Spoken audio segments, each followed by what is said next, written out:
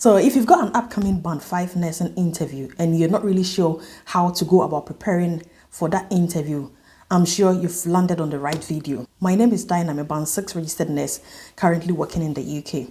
I did a video not quite long ago about Band 6 nursing interview questions and answers, and that video got a lot of positive comments, and that has actually motivated me to come up with this Band 5 nursing interview questions and answers. So in this video, we're going to discuss some of the likely questions you're going to meet in your Band 5 nursing interview and how you can go about answering them.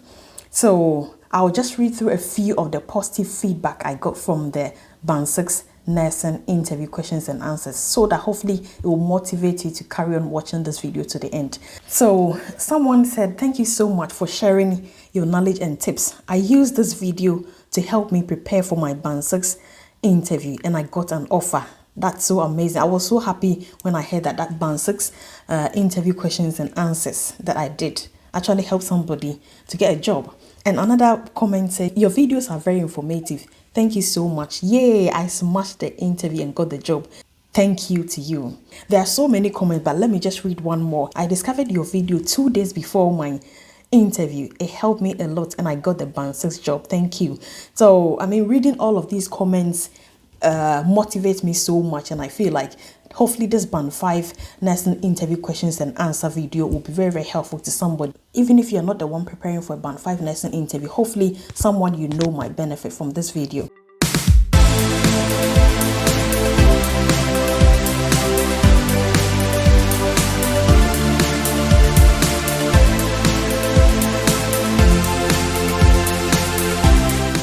I mean, I know it can be very, very nerve-wracking preparing for a Band 5 nursing interview. There is no small interview anywhere at all. And you can't skip going through an interview. For every job, you are most likely to be interviewed, especially nursing jobs. So I've just put together a few questions that you are most likely to be asked, plus the answers. So just use this as a guide, and hopefully it will help you in your preparation for your Band 5 nursing interview. So there are a series of Band 5 questions that you are most likely to be asked, but these questions could be some of the questions that you could be asked. So whilst you're preparing for your interview, you can add this on top of what you've already practiced or what you already know.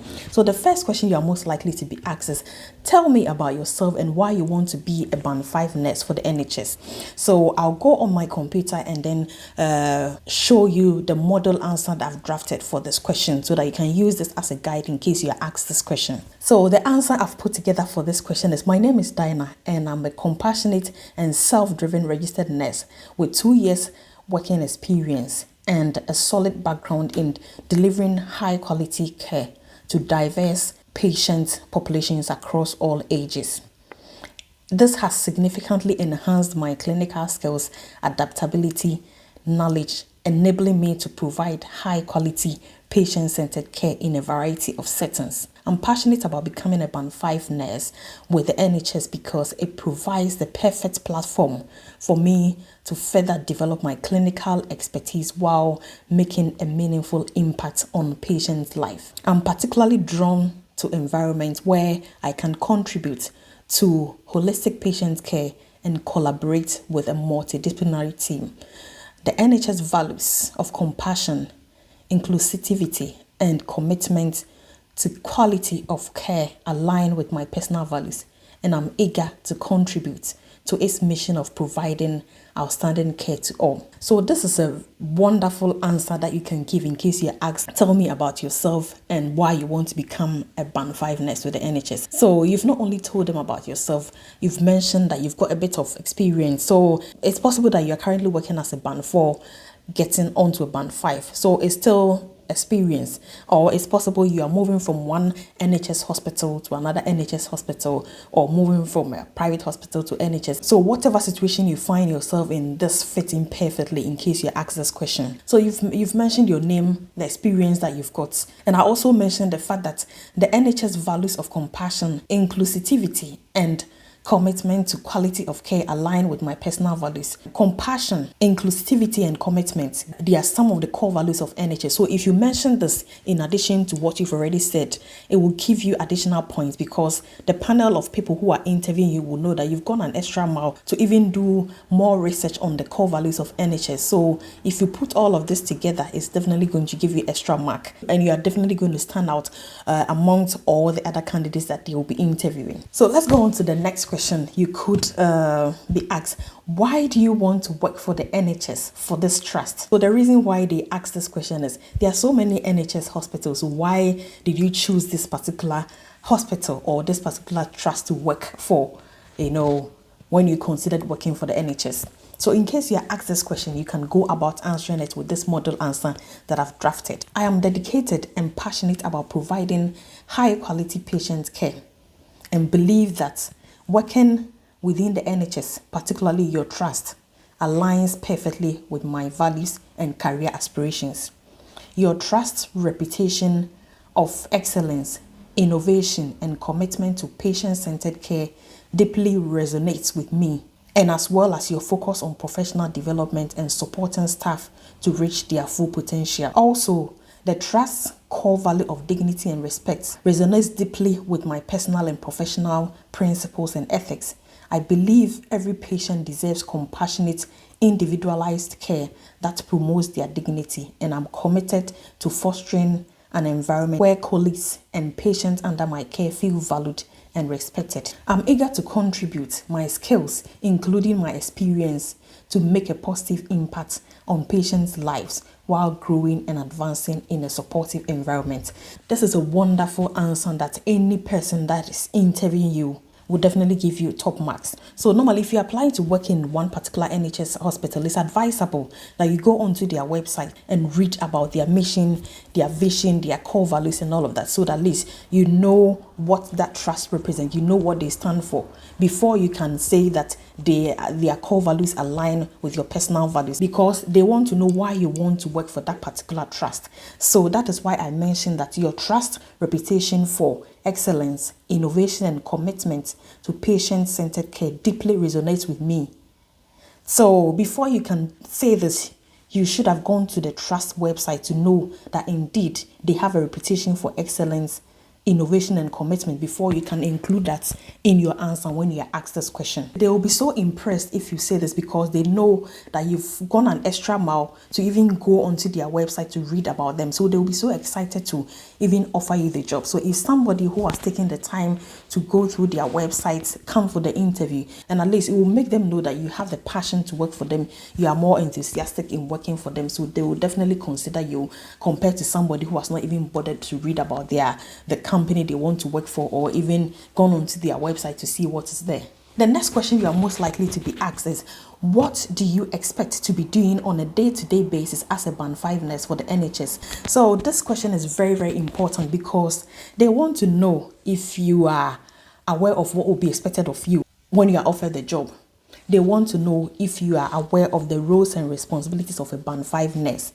They want to know that if they offer you the job and you go onto the ward, you know what you'll be doing on a day-to-day basis. So in case they ask you this question, I've broken it down into clinical and professional, because you have a duty of care to your patients clinically, and you also have a duty to yourself as a nurse to develop yourself professionally. So I've broken this down into clinical and professional. So if you break it down in this way, it will make it easier for you to answer. Otherwise, your answers are going to be all clumped up together. But if you answer it by breaking them down into these sessions, it will definitely give you an upper hand. It will save you the stress of having to remember so many points. So to answer this question, I went about it this way. As a Band 5 nurse, I'll be expected to carry out a range of clinical and professional duties.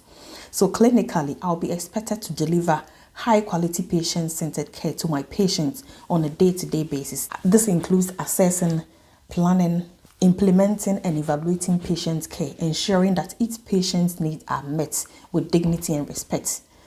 And another clinical expectation is administer medications, monitoring vital signs, managing clinical procedures. And also you can mention providing emotional support to my patients and their families. accurate documentation of patients' record, ensuring confidentiality is maintained. Because every procedure you perform, it has to be documented, according to the trust protocol or documentation guidelines. Another clinical responsibility will be prioritize patient safety and comfort at all times, and also adhere to infection control protocols and promote compliance among team members. So these are the points that I mentioned. So you can do a bit of research and add a few of clinical skills, a few responsibilities that will be expected of you as a band 5, and add it to what I've just mentioned. So let's go on to the professional responsibilities. So I said professionally, I will seek opportunities for personal and continuous professional development. I will ensure that I'm compliant with all my statutory and mandatory trainings, and also I'll collaborate with the multidisciplinary team to promote positive patient outcome. So with the multidisciplinary team, as a nurse, you don't only work with your fellow colleagues, you work with physiotherapists, you work with doctors, you work with district nurses. So mentioning the multidisciplinary team will actually give you an extra point. It makes them know that once you're offered a job, you know who to collaborate with, and even who to contact at any point in time as far as the care of your patient is concerned. Another point is I will ensure my annual appraisal with my line manager is always completed in a timely manner. I will ensure my NMC registration remains active by paying my annual fees on time. I will consistently uphold the trust value and adhere to its protocols at all times. So these are some of the professional expectations as a registered nurse or as a band 5 nurse. So only are you there for the patient, but you are also there to develop yourself. So these are some of the professional and clinical roles that will be expected of you. So in case you are asked this question, in order to make it simple for you, break it down into clinical and professional, because you cannot continue to work as a nurse without paying your annual registration fee. So it's a responsibility. You should log into your NMC portal and know when you are due, because if you don't pay, they take you off the register and you have to work as a healthcare assistant until a certain number of months or so. I have witnessed a nurse I used to work with before.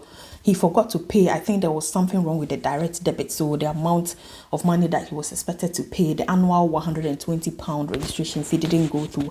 And he was stepped down to work as a healthcare assistant. It did take a very long time for him to start working again as a band 5. These are all roles and responsibilities expected of us, but we tend to focus so much on the clinical responsibilities. So I hope this will be very insightful for you as you prepare for your band 5 nursing interview. The next question is more like a scenario based, because they are not only going to ask you what is this, what is that. There are times when they will frame a scenario so that they will know how you will react in certain situations. If you encounter certain situations, how you're going to handle it as a band 5. So the question is, how would you deal with a difficult or aggressive patient as a band 5 nurse working within the NHS? So the reason why they ask this question is you come across patients who are definitely unhappy about something, maybe due to pain or whatever they are going through. They might become aggressive, at some point. So they want to know as a band 5 how you're going to handle this. So in case you are asked this question at all in any of your band 5 nursing interview, so you can go about answering it this way with this model answer that I've drafted. As a band 5 nurse, I understand that patients may occasionally become distressed or aggressive due to several reasons, including pain, fear, or frustration. And it is essential to handle such situations with professionalism and empathy. My goal and priority in such an instance will be to de-escalate the situation while ensuring the safety and well-being of both the patients and those around them.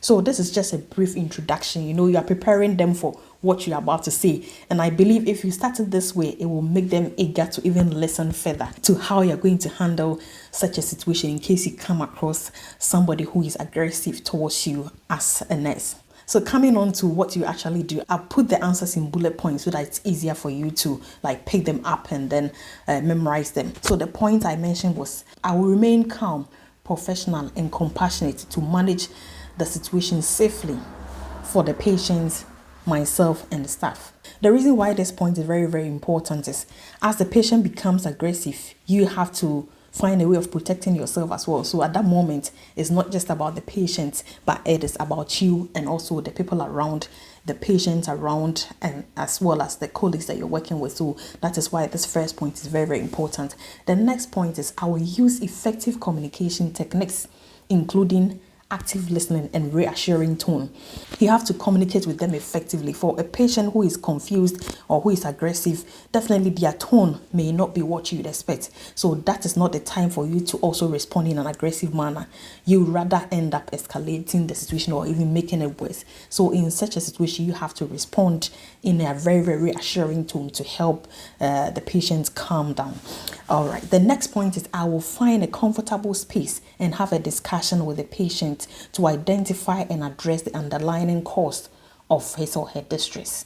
Yeah, so in the middle of wherever they are being aggressive, if the patient becomes aggressive, maybe at the nurse's station in the ward, that will not be the most appropriate place for you to ask what is wrong. So you just find a quiet space and then talk them through. I mean, that would actually reassure them, calm them down, and they will be able to open up and tell you what is the actual cause of what is making them aggressive. Then you can come up with a solution or address the problem.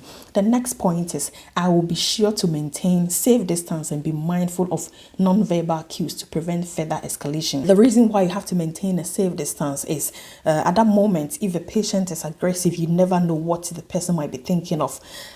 So you have to maintain a safe distance. So even if there is throwing of hands or throwing of objects, it doesn't really get to you because you also have to protect yourself as well. And the next point is I will seek support from colleagues or security if necessary, following the trust policies on managing aggression. There could be situations where the aggression could be so much that you can't handle the person on your own, or you can't even call the person aside to a quiet room to find out the root cause of what is making him or her aggressive.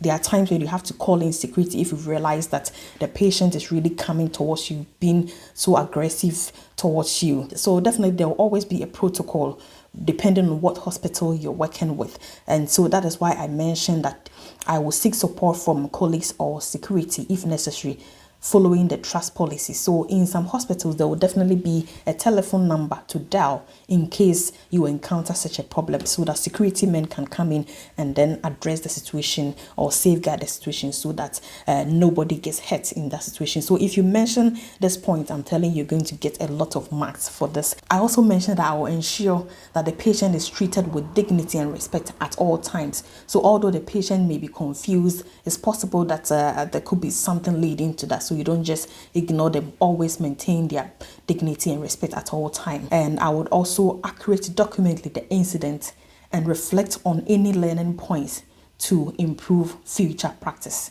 I would escalate the incident to my line manager by sending a formal email. I will complete an incident report to share the experience and learning with the entire team. So these are a few points that I've put together in case you are asked how you manage an aggressive patient in the ward. I hope this is very, very useful. So let's go on to the next question. So let me just pause and say that if you're enjoying this so far, kindly subscribe to the channel and please watch to the end and don't forget to share this video with others. So let's go on to the next question. So this next question is also more like a scenario based. It's not like a what is question, because they definitely want to know how you react in situations that you are likely to encounter when you start working on the ward. So the next question is, as a band 5 nurse, what would you do if you overheard a colleague speaking inappropriately to a patient, saying something that was not really appropriate to a patient? How would you react? You cannot just keep quiet for your colleague to, speak in that way to the patient, because we all have a duty of care to the patients. So in case you're asked this question, this is how you can go about answering it. So I answered it with a brief introduction, before actually going on with the actual answer. So you can go about answering this question by saying, as a band 5 nurse, it is my duty to uphold the highest standards of care, ensuring that every patient is treated with dignity and respect. So if I overheard a colleague speaking inappropriately to a patient, I will take appropriate action to address the situation while maintaining professionalism and safeguarding the patient's well-being. So this is just a brief introduction. So just by mentioning the fact that you're going to take action to safeguard the patient's well-being alone will make them know that at least you know what you're about, even before answering the question or even before giving them the point on what you actually do. So let's go on further to discuss what you're actually going to do. So the first point I mentioned is I would address the situation professionally in line with the trust policies. I will assess the situation, ensuring the patient's well-being and reassure them. Also, I will speak with my colleague privately and highlight the importance of maintaining the dignity and respect of patients under our care. I would formally escalate my concerns to my line manager, and I would document the incidents accurately according to the trust protocols. This is what I've put together for this question. You don't just ignore thinking, well, it's between the two of them, I don't care. You never know the impact that is going to have on the patients.